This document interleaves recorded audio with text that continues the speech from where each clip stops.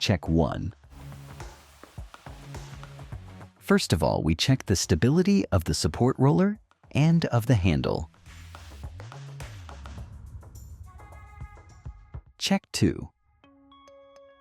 To disassemble all consumables, we unscrew the locking pin.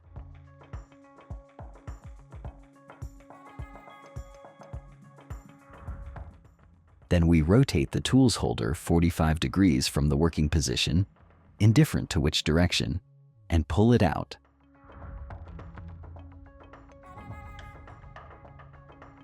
Following, we can remove the punch from the punch carrier, unscrewing it out.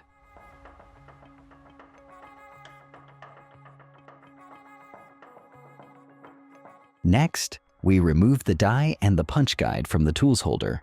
This is easily done by removing the screws.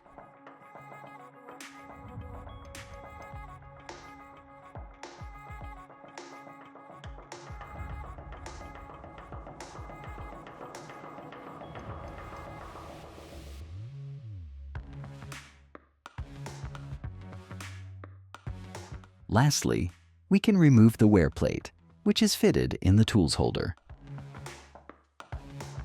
Check 3. We can start checking the straightness of the tools holder, the status of the thread on it, and on the machine head, as well as visually checking the conditions of the grease.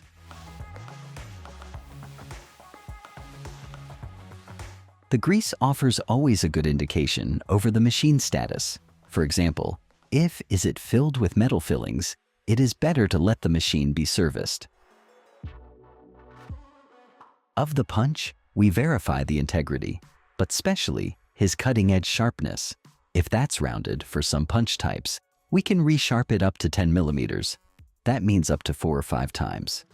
The resharpening must be according to the technical manual. Otherwise, we need to change it. The wear plate itself presents a step, which gave us a clear indication over the wear out. When this one is flat, we need to change the wear plate with a new one. On the die, we must check the cutting edge, the inner rectangular one of the above face. This must not be rounded. Otherwise, we need to replace the die with a new one. It's not possible to resharpen. About the punch guide, it is relevant to check the play with the punch, as shown in the video. Check 4. Mounting back the wearing plate is not an issue. Thanks to its asymmetrical geometry, it cannot be mounted incorrectly.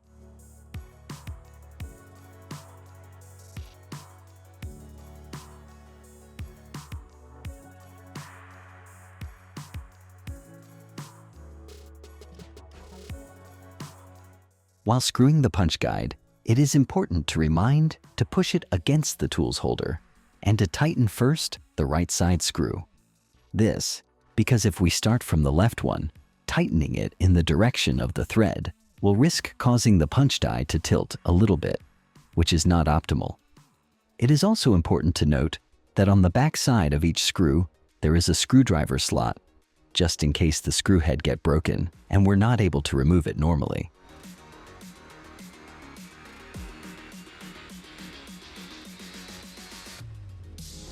We proceed then mounting the die, for which the same criteria applies. In this case, therefore, we tighten first the left side screw.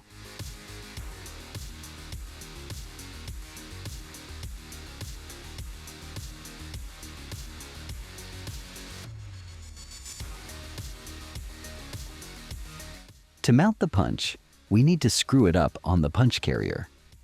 To set the correct height for the punch, meaning to screw it at the right point, we can use the special tool included in the machine box. On it, we can find 4 different distances. We choose the one for the N1000. With it, we can verify the right distance between the cutting edge of the punch and the surface of the tool carrier.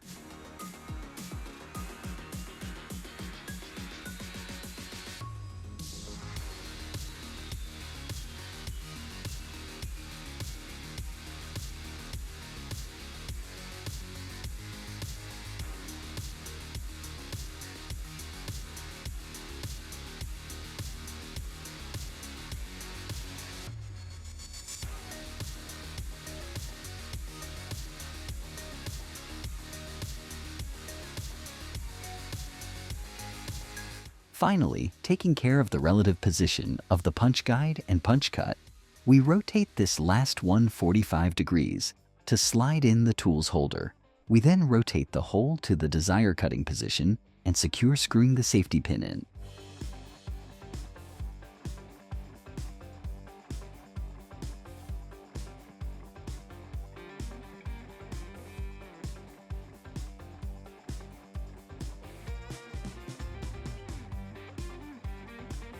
Check 5. If, for instance, we don't find the special tool to set the correct height, another way to do it is to rotate the machine shaft with an Allen key and check how much the punch enters the die and the punch guide. We must ensure around 1 to 3 millimeters insertion into the die.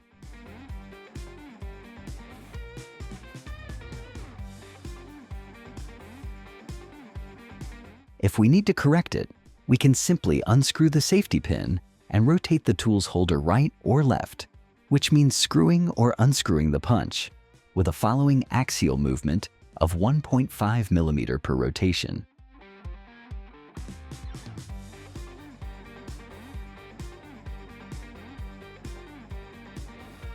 We can then double check, and if the position is okay, we secure the safety pin.